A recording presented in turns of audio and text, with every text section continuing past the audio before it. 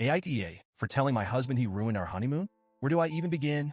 I feel like I'm going crazy, and maybe writing this down will help me get some perspective because I genuinely don't know if I'm overreacting. Part of me feels like I'm being too dramatic, but the other part of me, well, I'm hurt, and I feel like my feelings are being completely dismissed. Anyway, here's what happened. Maybe some of you have been through something similar. My husband and I just got back from what was supposed to be our dream honeymoon. You know how it is when you first get married. You imagine everything will be perfect, like in those rom-coms where the newlyweds are all over each other, having the time of their lives on some secluded beach, without a care in the world. That's what I pictured. We've been talking about this honeymoon for months, carefully planning every detail. We picked a stunning location, beautiful beaches, luxurious resorts, just the two of us. I thought it was going to be the perfect way to start our married life. But it turned out to be anything but that. A few weeks before the wedding, my husband, let's call him M, started casually mentioning how it could be fun to invite his best friend and his wife to join us for a few days of the honeymoon. His best friend, Dan, and Dan's wife, Sophie, are good friends of ours, sure, but I was completely caught off guard by this suggestion. Who in their right mind invites other people on their honeymoon? I told him right away that I wasn't comfortable with the idea. This was supposed to be our time, our trip. We'd planned for it to be romantic, intimate, and just us. I didn't want to spend my honeymoon double dating or socializing when this was the one time in our lives we should be focusing entirely on each other. M brushed it off at first, saying it was just an idea, but as the days went by, he kept bringing it up. He said it would make the trip more fun and that he didn't want the honeymoon to be boring. Boring. That word stuck with me. I couldn't believe he thought spending time alone with me on a tropical island would be boring. But I let it slide, figuring maybe he was just anxious about the trip or overthinking things. I thought I made it crystal clear that I wasn't okay with him coming. I really thought I had put my foot down. So imagine my shock when we get to the resort. This gorgeous, dreamy place we'd both been so excited about. And there, in the hotel lobby, waiting for us, were Dan and Sophie. I froze. My heart dropped into my stomach. I was trying to make sense of what I was seeing. Why were they there? Did they just happen to book the same place? But then M, with this big grin on his face, turned to me and said, "Surprise."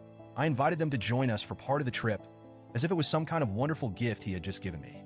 I couldn't even speak. I just stared at him, then at Dan and Sophie, who were all smiles like this was the greatest plan ever. Meanwhile, I felt like crying. I wanted to scream.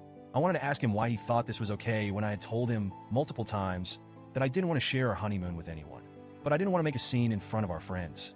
So I smiled and hugged them, pretending everything was fine. Inside, though, I was fuming. That set the tone for the rest of the trip. We ended up doing almost everything together with Dan and Sophie. Every meal was a double date, every activity was a group activity, and there was zero alone time for just me and M. There were so many times when I tried to subtly hint that we should spend time alone, but every time I did, M would brush me off. He'd say things like, "We'll get our alone time later," or "We can do something together next time." But that time never came. Even at night, instead of cuddling and talking like newlyweds, he wanted to hang out with Dan in the hotel bar, leaving me alone in our room. I tried to make the best of it. I kept telling myself that I didn't want to ruin the mood or seem ungrateful. But honestly, I felt invisible. It didn't feel like a honeymoon anymore. It felt like a random group vacation. Then on the last day of the trip, I finally broke down. We were all at dinner, and Dan and Sophie started talking about how we should plan another trip together soon. I just couldn't take it anymore. I blurted out, "Maybe next time, M, and I can actually have a vacation, just the two of us," in this sarcastic tone that I didn't even mean to use. Everyone went quiet, and I could feel him glaring at me, but I didn't care. That night, back in our room, I confronted him. I told him that I felt like he had ruined our honeymoon by inviting them, and that he hadn't respected my feelings at all. Instead of apologizing, M got defensive. He said I was overreacting, that it wasn't a big deal, and that I should be happy we got to go on a trip at all. He even had the nerve to say, "We can always have another trip. It's not like this is the only vacation we'll ever go on." But that's not the point. This was supposed to be our honeymoon. It wasn't just any other vacation. It was meant to be special. I told him all of this, but he just shrugged it off and went to bed, leaving me feeling even more hurt and unheard. Now that we're back home, things are still tense.